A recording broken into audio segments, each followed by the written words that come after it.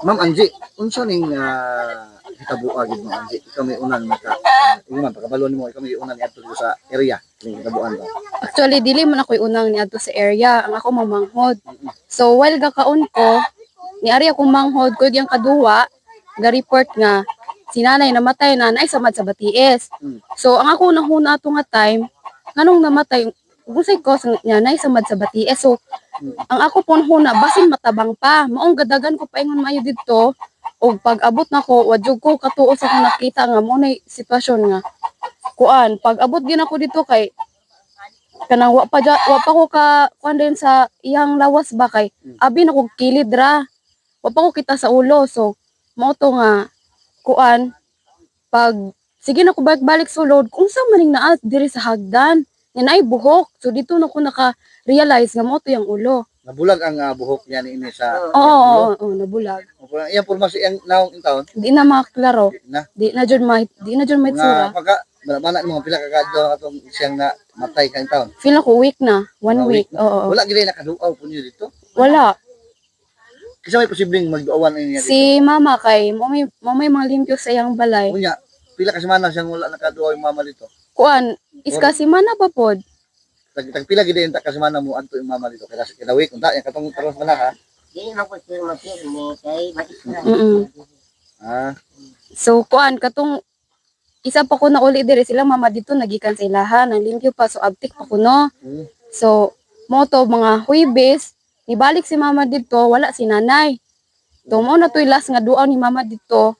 Nya mo to kat pag giniha mo toy balik na mo nga wala siya kinabuhi. Nakaplagan nimo nga kuan na gyud medyo na sa kuan. Stage of decomposition na. So pagkakita nimo ganina usa may pakitabangan diyon. Nagtiyagit ko lang ko ingna sila dito ka kay kuan kanang unsa naman ni wala ko kasabot ni anak ko kay pag una na kong sulod uman din ko ka hulagwes ang lawas abi ra jud lagi na ko kilid tong dire tay pa man ko kita sa ulo sa hagdan. Sumuto pag unsay porma sa inagian sa pagkaputol sa ulo?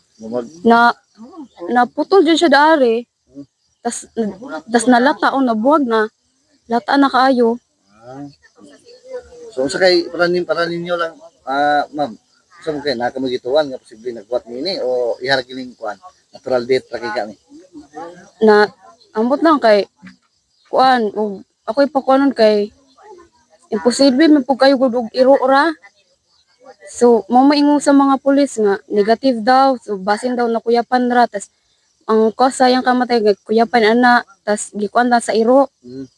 Motong nabuwag ang kuan yung ulo. Nabaho. So sa imong sa may sigon-sigon si mama ni kuyog mama dito kadto sa mga patay lawas ron. Oo, ni kuyog. Wala na lang gipa-autopsy. Wala na lang gilubong largo. Haron ta to mas hindi ko na ma-autopsy ron kung sayron gyud kung sa posibleng kang kamatian niya. Pero naman ni mga igsuon no kini si nanay. Siguro nakasabot po dito si mama nga dili lang ni ipa-autopsy. Malaglit na.